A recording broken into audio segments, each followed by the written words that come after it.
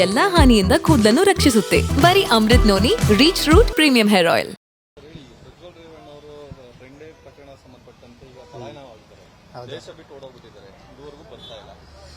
ದೇಶ ಬಿಟ್ಟು ಹೋಗೋದು ತುಂಬಾ ದೊಡ್ಡ ತಪ್ಪು.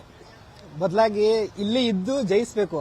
ಏನೇ ಇದ್ರು ಸಮಸ್ಯೆಗಳು 1000 ಬರ್ತವೆ, 1000 ಹೋಗ್ತವೆ. ನಿಮ್ದು ತಪ್ಪಿದ್ರೆ ಖಂಡಿತ ಕಾನೂನಿಗೆ ತಲೆಬಾಗಬೇಕು. ತಪ್ಪಿಲ್ಲ ಅಂದ್ರೆ ಎದುರಿಸಿ ನಿಂತ್ಕೋಬೇಕು. ಹೇಡಿಗಳ ತರ ಓಡೋದ್ರೆ ಮರ್ಯಾದೆ ಇರಲ್ಲ. ನಮ್ಗೆ ದೇವೇಗೌಡರ ಕುಟುಂಬದ ಬಗ್ಗೆ ಅಪಾರ ಗೌರವ ಇದೆ, ಕುಮಾರಣ್ಣನ ಬಗ್ಗೆನೂ ಅಪಾರ ಗೌರವ ಇದೆ. ಬಟ್ ಇವಾಗ ತಲೆ ತಗ್ಸುವಂತ ಕೆಲಸಗಳಾಗಿದ್ದಾವೆ. ಇದು ತಲೆ ತಗ್ಸುವಂತ ಕೆಲಸಗಳನ್ನ ನೀವು ಅದನ್ನ ಮುಂದೆ ಏನಾಗುತ್ತೆ ಅದನ್ನ ಎದುರಿಸಿ ಕಾನೂನಾತ್ಮಕವಾಗಿ ಹೋರಾಟ ಮಾಡಬೇಕು. ಅದ್ ಬಿಟ್ಬಿಟ್ಟು ತಲೆ ತಪ್ಪಿಸ್ಕೊಂಡು ತಿರುಗಾಡಿದ್ರೆ ಇವತ್ತು ನ್ಯೂಸ್ಗೆ ನೀವು ಏನಂತ ಸಂದೇಶ ಕೊಡ್ತಾ ಇದ್ದೀರಾ? ನೀವು ಒಬ್ಬ MP ಕ್ಯಾಂಡಿಡೇಟ್ ಆಗಿ ನೀವು ಈ ತರ ತಲೆ ಮರೆಸುವಂತ ಕೆಲಸಗಳು ಮಾಡಿದ್ರೆ ಈ ದೇಶಕ್ಕೆ ಏನಂತ ನೀವು ನಿಮ್ಮನ್ನ ಫಾಲೋವರ್ಸ್ಗಳು ತುಂಬಾ ಜನ ಇರ್ತಾರೆ. ನಿಮ್ಮನ್ನ ನೋಡಿ ಕಲಿಯುವಂತವ್ರು ನಾವುಗಳು. ನೀವು ಈ ತರ ತಲೆ ತಪ್ಪಿಸ್ಕೊಂಡು ಹೋಗೋದು, ತಲೆ ತಗ್ಸುವಂತ ಸಮಾಜದಲ್ಲಿ ಕೆಲಸಗಳು ಮಾಡೋದು ಇದು ಉತ್ತಮ ಬೆಳವಣಿಗೆ ಅಲ್ಲ ಸಮಾಜಕ್ಕೆ. ಹಾಗಾಗಿ ನಾನೇನು ಹೇಳಕ್ ಇಷ್ಟಪಡ್ತೀನಿ ಅಂದ್ರೆ ದಯವಿಟ್ಟು ಅಲ್ಲಿಂದ ಬಂದು ಕಾನೂನಾತ್ಮಕವಾಗಿ ಹೋರಾಟ ಮಾಡಿ. ತಪ್ಪಿದ್ರೆ ತಲೆಬಾಗಿ ಕಾನೂನು ಏನ್ ಶಿಕ್ಷೆ ಕೊಡುತ್ತೋ ಅನುಭವಿಸಿ. ತಪ್ಪಿಲ್ಲ ಅಂತಂದ್ರೆ ಧೈರ್ಯವಾಗಿ ಜನಗಳ ಹತ್ರ ಫೇಸ್ ಮಾಡೋಂತ ಶಕ್ತಿ ನಿಮಗೆ ಕೊಡ್ಲಿ ಅಂತ ಭಗವಂತನ ಹತ್ರ ನಾವು ಕೇಳ್ಕೊಂತೀವಿ.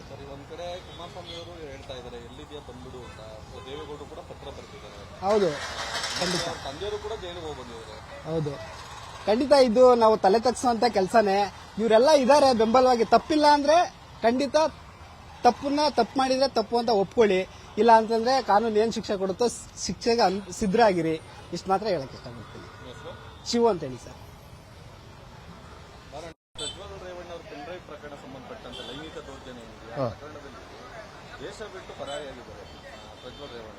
ಸರ್, ಒಬ್ಬ ಸುಳ್ಳು ಹೇಳ್ತಕ್ಕಂಥ ವ್ಯಕ್ತಿ ಮಾತ್ರನೇ ಹಿಂಗೆ ದೂರ ಹೋಗ್ಲಿಕ್ಕೆ ಸಾಧ್ಯ. ನಿಜವಾಗ್ಲೂ ಏನಾದ್ರೂ ತೊಂದರೆಗಳಿದ್ರೆ ಬಂದು ಕೋರ್ಟ್ ಮುಂದೆ ಹೇಳ್ಬೋದು. ಅದನ್ನ ಬಿಟ್ಟು ದೇಶ ಬಿಟ್ಟು ಆಚೆಗೆ ಹೋಗೋದು ಬಹಳ ತಪ್ಪಾಗ್ತದೆ.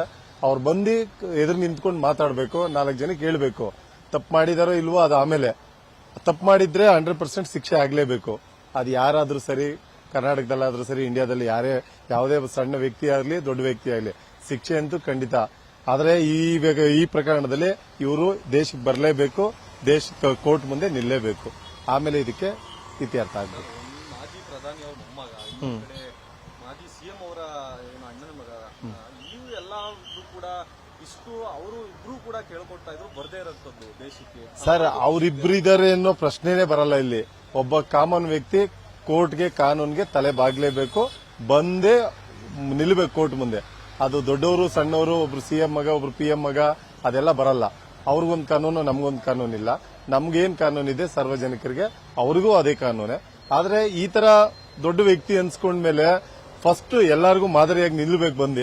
ನಿಲ್ದೇ ಇದ್ರೆ ನಮ್ ದೇಶದ ದುರಾದೃಷ್ಟ. ಈಗ ಎಲ್ಲೋ ಒಂದ್ ಕಡೆ ಅವನು ತಲೆ ಬಾರಿಸ್ಕೊಂಡು ಎಲ್ಲೋ ಒಂದ್ ಕಡೆ ಇದ್ದಾನೆ. ಆದ್ರೆ ಇವತ್ತು ಲೈಂಗಿಕ ದೌರ್ಜನ್ಯಕ್ಕೆ ಒಳಗಾದಂತ ಮಹಿಳೆಯರು ಇವತ್ತು ನೋವಿನ ಸಂಗತಿಯಲ್ಲಿ ಇದ್ದಾರೆ. ಅಂದ್ರೆ ಮೀಡಿಯಾ ಎಲ್ಲ ಹರಿದಾಡ್ತಾ ಇದೆ, ಸಮಾಜದಲ್ಲಿ ಮುಖ ಎತ್ಕೊಂಡು ಓಡಾಡಕ್ ಆಗ್ತಾರೆ ಅಂತ ಪರಿಸ್ಥಿತಿ ಆಗ್ತಾ ಇದ್ದಾರೆ. ಸರ್, ಅವ್ರ ವಿಚಾರದಲ್ಲಿ ನಾವೇ ಹೇಳಲಿಕ್ಕೆ ಬರಲ್ಲ. ಯಾಕೆಂದ್ರೆ ಅದು ಏನೇನು ಕೆಲ್ಸಗಳಿಗಾಗಿದೆಯೋ ಗೊತ್ತಿಲ್ಲ. ಅದು ಒಳ್ಳೆ ಕೆಲ್ಸಗಳಿಗಾಗಿದೆಯೋ ಕೆಟ್ಟ ಕೆಲ್ಸಗಳಿಗಾಗಿದೆಯೋ ಅದು ಕೋರ್ಟ್ ಡಿಸೈಡ್ ಮಾಡಬೇಕು. ಅದ್ರ ಬಗ್ಗೆ ನಾವು ಮಾತಾಡ್ಲಿಕ್ಕೆ ಬರಲ್ಲ. ನನ್ನ ಜೀವನದಲ್ಲಿ ನಾನು ಮಾತ್ರವಲ್ಲ, ನನ್ನ ಕೂದಲು ಕೂಡ ಆಗಿರ್ಬೇಕು ಸ್ಟ್ರಾಂಗ್ ಅಂಡ್ ಸ್ಟೈಲಿಶ್. ಬರೀ Amrut noni reach root premium hair oil ನೊಂದಿಗೆ. Reach root premium hair oil. ಅನುಕ್ಷಣದ ಸುದ್ದಿಗಳಿಗಾಗಿ Vistara news YouTube channel subscribe ಮಾಡಿ. ಹೊಸ ಸುದ್ದಿಗಳ ನೋಟಿಫಿಕೇಶನ್ಗಾಗಿ ಬೆಲ್ ಐಕಾನ್ ಕ್ಲಿಕ್ ಮಾಡಿ. ಲೇಟೆಸ್ಟ್ ಅಪ್ಡೇಟ್ಸ್ಗಾಗಿ www.vistaranews.com ವೆಬ್ಸೈಟ್ಗೆ ವಿಸಿಟ್ ಮಾಡಿ. ಅಂಗೈಯಲ್ಲೇ ಜಗತ್ತಿನ ಸುದ್ದಿ ತಿಳಿಯಲು Vistara news Kannada app download ಮಾಡಿ.